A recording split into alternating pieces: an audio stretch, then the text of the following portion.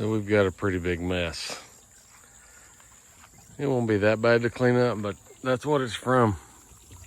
We've hired a contractor to come out and pull all the old tin off the barn. He's having to actually straighten up some poles. Some of them were rotted off at the bottom. Somebody's thirsty this morning. Slurping that water.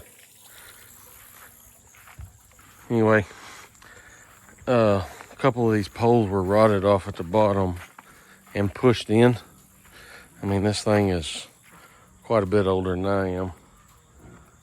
That pole actually was setting up in there and those boards were attached to it. This is where the pigs farrow, so we've got some straightening up to do. That one's not far from rotting off. The barn is, it's a big structure. It's good. Just needs some TLC. So they're straightening them up. They've moved, like I said, this one, and you can see the other one down there with the sonotube. They dug down, put concrete in there, and then screwed these two of them and filled these up with concrete. So it's like a concrete pier on them now. Yeah. So we're gonna have new metal, top to bottom, a little more aesthetic. And then after they get that side done, they'll move to this end down here. This is the end that actually, we had the fire in here that one year. Still got to replace this pole. They're gonna do that. Anyway, have all new metal. And instead of having this gate here, we're gonna have a nice sliding barn door. They're replacing some old rotten wood up there. Gonna be not like new, but look a whole lot better from the outside. It's still a functional barn. Hey guys, so Ben and I both, I think at this point, have showed you the barn. We've got a lot going on around here. We've got the barn being worked on, and then Ben is over that way working on the tractor. We just got done baling hay. He is changing out a part on the tractor, putting a new battery on it, and we've got rain coming tomorrow. Yay! For the first time in forever. They're saying 1.5 inches or so. So we're about to get out here and dig some dirt out of a pond, so that it's a pond that the pigs have made way bigger and way shallower. Gonna dig a little bit of dirt out of it and just make a deep spot so we can maybe catch some water from this rain that they can get in. And they've just been without water for a while. So we've also got 2 sows. This is our boar. We thought for a while now something was going on with him, because a few of our old spots were just not having babies like they should be. So we put these two, these are half Berkshire, half old spot. And we put these in here, and I have on my calendar, if they got bred the very first day they came in, they'd be due tomorrow. So that's kind of been our trial to know, is something going on with the boar or the old spot sows? And it's looking like it's the old spot sows. Something's going on. Maybe they're just, we got them from a farm. It was just a weird deal when we got them, and they've just, the ones we have left, never been just quite the best. We have one that has babies pretty regularly. So we have these two, the Berkshire / old spot crosses. Then we have their mom, who is a Berkshire. So that's 3 sows. And then we have 3 old spot sows. So we have 6 sows and the boar. And it's looking like the boar's the problem.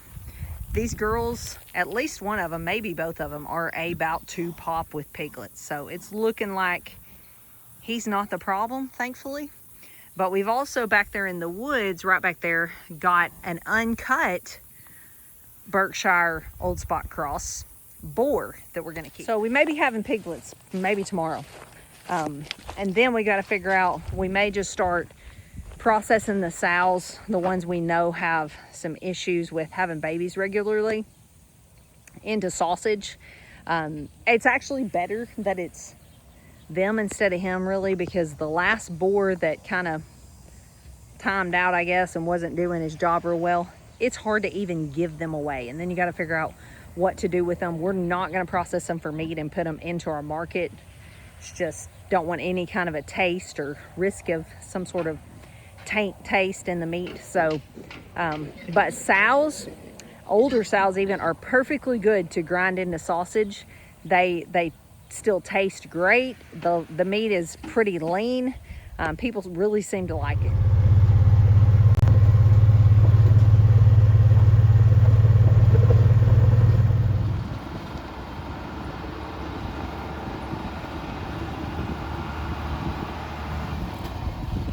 Hay season 2025 is officially complete for us.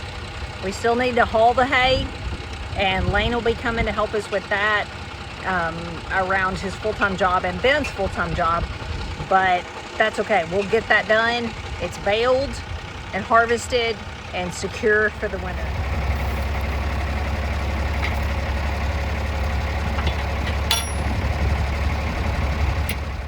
Well, hay season is done. Yes, finally.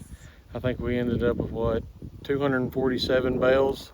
Not as many as last year, but the fact is last year, midway through the season, we had a hydraulic. I'm rubbing a boo-boo on my forehead. I cleaned up the baler and knocked a hole in my head. But anyway, we had a hydraulic hose line fail on the baler that kept tension on the bales.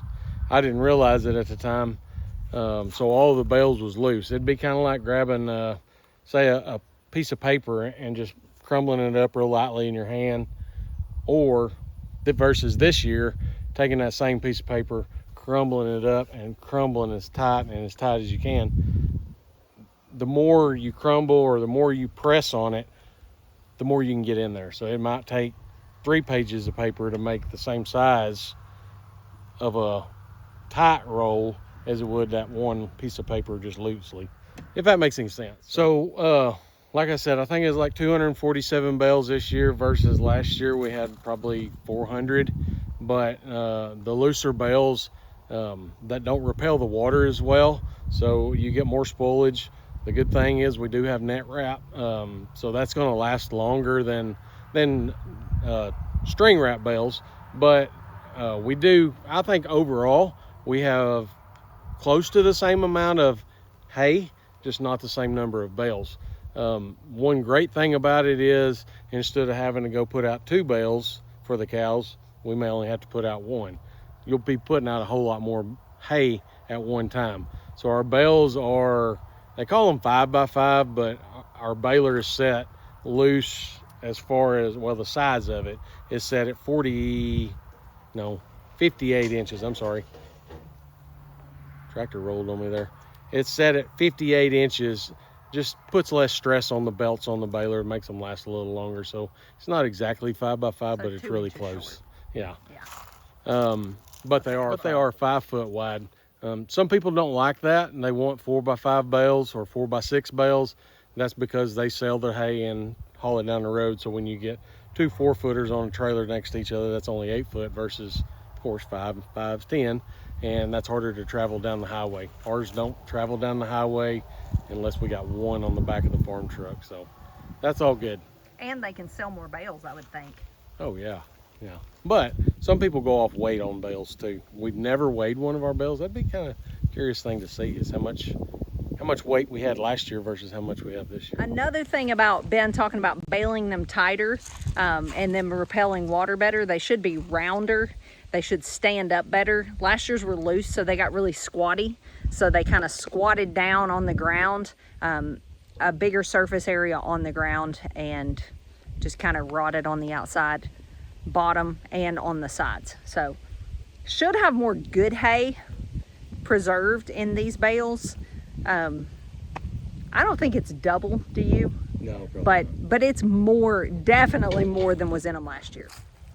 So y'all see who's in the background over here? Miracle. Miracle. If she gets a close-up of her, y'all ain't gonna recognize her as much. She's lost her horns. Finally, she Lost can't be her a bully. dignity. Yeah. No, so I think this is actually on TikTok, but what we did was we took castrating bands for calves, just little tight bands, like a really thick rubber band, and rolled them down to the base of her horn, put a piece of duct tape around that so that she couldn't like rub them and pop them and stuff. How long did it take, Ben? 2 months? roughly? I think it took about 2 months. What we were seeing was people saying this works, and we were like, well, let's try it. And I think they said it was going to take a month, maybe. It didn't fall off as soon as they said. One just fell off like this last week, but she is hornless. It was a much less gruesome process than what we've had in the past, dehorning a full-grown cow. We've had lots of wounds on calves and different things. A lot of people will tell you like you're taking away their defense. They're not fans of dehorning, whatever. Just from experience, we're not fans of horns. So everyone's got their own opinion. Until you have one like her that uses them as a weapon, you might look at horns differently, but we've had lots of injuries from her horns. So not sad to see them go. Mary! There she is. She's pretty.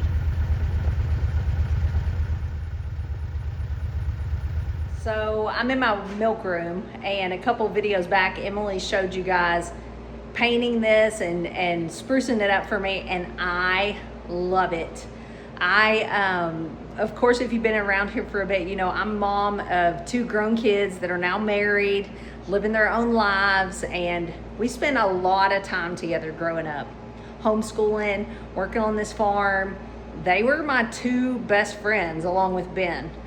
We were together all the time. So going from that to them moving out, starting their own lives, it's been an adjustment. I'm not going to even try to tell you like it's been so wonderful and all these things. It has been wonderful, and I love having 4 kids, but it's been an adjustment for sure. It's been a beautiful journey. Ben and I have found our way back to each other. Not that we were super far apart, but we were just in the trenches and busy of raising a family and trying to pay the bills and trying to do all the things and make all the memories and all the things. And then just bam, one day it's done and your kids are grown. And for me, that all happened in one summer. We built a market. They both got married. They both moved out. It was a big year of change, and going from them being here all the time and us being such a tight family unit to then somebody else is most important in their life, and that's how it should be, was a big adjustment. So things like this, like what Emily did while we were out of town, it made me feel so loved. And I'm not gonna choke up on you guys, but okay, maybe I am. But it made me feel so thought about and seen. And it's special. The fact that she spent the week taking care of the farm and then took something of mine and put a little touch on it of her own, so that every day when I come out here and milk cows, even though she's out doing her thing, there she is. And I love it. And it made me feel like really thought about and really cared for. And it was perfect. It was a perfect gift. And I'm thankful for her and how she thinks of me and all 4 of my kids, and how they do little nice things and just show me that, hey, we still care. We haven't forgot about you. We're out living our best life, but we still love you too. And as a mom, if you're a mom and your kids are grown, you know what I mean. Like you don't want to be, sorry guys. You don't want to be in the front seat of their car anymore, in the driver's seat with them, because that's someone else's place now. But you just want a seat in the car. Even if you're in the back seat of the van, you still want to be in the car. And obviously I'm not talking about just riding in a car. I'm talking about in their life. You don't want to be their co-pilot. You just want to have a seat on the plane. And when they do little things like that, it makes me feel like, hey, I'm still on the same plane with them, and it's good. And it was great. It made me feel so thought about and so cared for. Okay, I called my milk cows. They're chasing me right now because I have feed in my hand. Let me just, I'm gonna try to show you how easy it is to separate calves when you get everybody trained. Making sure everybody's here. I see the 7 cows. Trying to make sure I I got 6 calves. See, 1, 2, 3, 4, 5. I think I'm maybe missing. Nope, there it is. They come in from the field out there. You can see all the work on the barn going on. Come in here, usually feed the moms. I don't have anybody trapped in here. I'm going up here to the barn. I'm gonna open this gate. Let me show you. Okay, this is where the moms come in and go in the barn to be milked. But I'm gonna go ahead and just push that open. And I've got it all opened up and leading straight across to the calf pen. Then I'll just close all that up. That's all gonna look really different soon, but the calves can get in that barn stall. They're still gonna be able to, even when it's done, get out of the weather, and there's feed in there, and they know that. So that has trained them to go in there. If we can get a couple of them to go, you can see they're already wanting to go. And yes, they have flies. Then the rest will go with them. So let's see if we can get this started. The cows don't do this routine, so I don't usually bother them. See, I'm just pushing these calves right around them. As long as we got 6 going, and we've got 5. So this is Miracle's calf. Miracle's not in here anymore. So he's kind of a problem sometimes. See if we can push him on around. Go on, buddy. I don't recommend getting super close to cows' back ends like I am, because they will kick you. But these are my milk cows, and they're super tame. And there he goes, all 6 of them. Feed will motivate them. Okay, one thing I wanted to mention on here before I hop off here and go check on Ben digging out the pond is we are gonna be selling one of our girls. So if you're in the market for a milk cow, just reach out to us. I'm gonna show you which one it is. It's Pyrenees is her name. We call her Jeff. And they have, you can see these blue things in their back end. We're gonna be AIing them. This is her actually. See her nice little udder, it's high and tight. Doesn't drag and slap the ground or anything. Let me see if I can get her from the side. She is a pretty little Jersey. She's about 2.5, and that is why she's getting sold, because she will try to nurse other cows. They don't let her, but she will try. See? And it's only when she's up here in this little corral. It's about 5 minutes of the day when I separate, and 5 minutes after I've milked her and let her out. That's when she'll try. If you're a 1 milk cow family, she would be perfect. She is friendly and sweet and has a very gentle disposition. She's beautiful. Back to these blue things. These are called CIDR, C-I-D-R. You can look up. It has to do with doing fixed timed AI, which we're doing this week. We're AIing all of these to a registered A2 Jersey bull. She is registered. She's A2A2. All of these are disease tested for BLV, BVD, Yonis, and Neospora. They're negative for everything, and they are part of a closed herd. You can see they're only out here, they're rotationally grazed, just them. There's no other cows out here ever. The rest of our cows are well away from them. She is gonna be AI'd with sexed semen, so she'll be AI'd to have a heifer. That's not 100% guarantee she'll have a heifer, but it's about 90%. She has had 1 calf. She had no assistance having it. That's her eating right there. She had it on her own. Big healthy heifer calf. Nursed her. She's never ever had mastitis. All 4 quarters are good. So she's got all the things that somebody would be looking for. If you're seriously interested, you need to email us. You can leave a comment, but we may not see it. So email's the best way. Jeffy! She's a pretty girl, and she's the sweetest one I have. She would be perfect for a beginner. Ah, you can see, that's the problem right there. All the qualities I just mentioned, the disease tested, the A2A2, the breeding to have a heifer, all those things add cost. Cows are so crazy expensive. Milk cows are crazy expensive. All those things I told you add to it. So if you find one for sale, they're probably gonna have a little quirk. So it's just, is it a quirk you can deal with or not? Her quirk is, occasionally she tries to nurse them.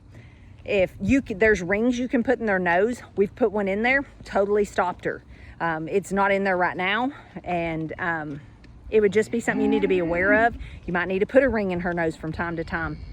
It totally fixes the problem. If you think you broke her from it, you could take it out and try, and then put it back in. So it's an easy fix as far as putting a ring in her nose, but it's just a pain in the rear is what it is. And I have way too many milk cows to mess with it.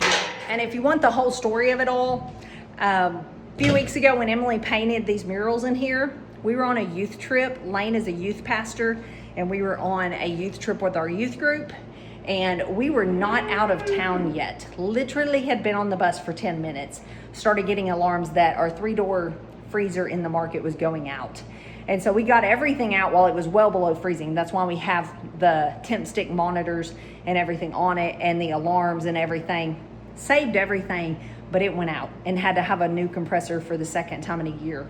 So that's an expense, and so we weren't expecting it, so we have to sell a cow. So if you're interested in her, email us vwff@yahoo.com. I'll put that in the description, but it's just, our loss could be your gain. She is not a super heavy producer because she's on her first lactation, but Miracle started that way and just increased and became a fantastic producer. So I expect the same out of her. Okay, that's what's going on here.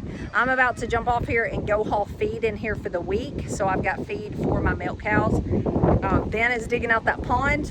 I hope that when I film this next week, you're gonna see progress on the barn.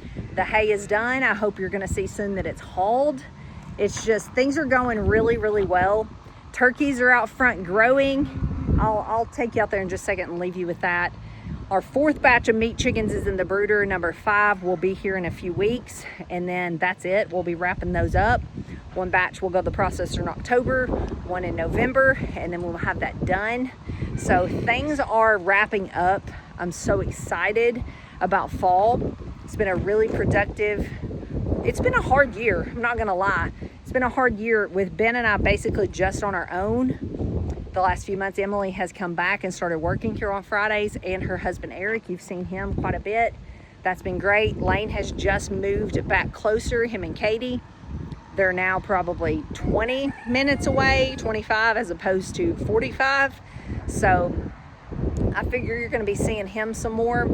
So things are kind of leveling out. I feel like ever since I lost my dad a few years ago, it's kind of been a roller coaster for me. Just a lot of changes in my life, good and hard. The market, good and hard. The weddings, definitely good. Ben and I becoming empty nesters, good but hard. Just all the things, figuring out what we can do on our own, and it's been really successful. And I just thank y'all for going through it with us. We'll see you guys on the next one this coming week, and we appreciate and love each and every one of you. God bless. So we have got the turkeys out here growing for the fall. There's 24. We lost a ton of them. Some of them are way down there. They're out scavenging for the night. They're getting fed out here. Lots of laying chickens. We've got a lot of those black ones are black copper Morans that are just now growing up. You can see the fluffy ones, like there's a gray one right in there. There's several multicolors that are Americanas. We've got olive eggers. Some of these black ones are olive eggers as well. There's both out here, black copper Morans and olive eggers. So lots of chickens and turkeys. Things are going well.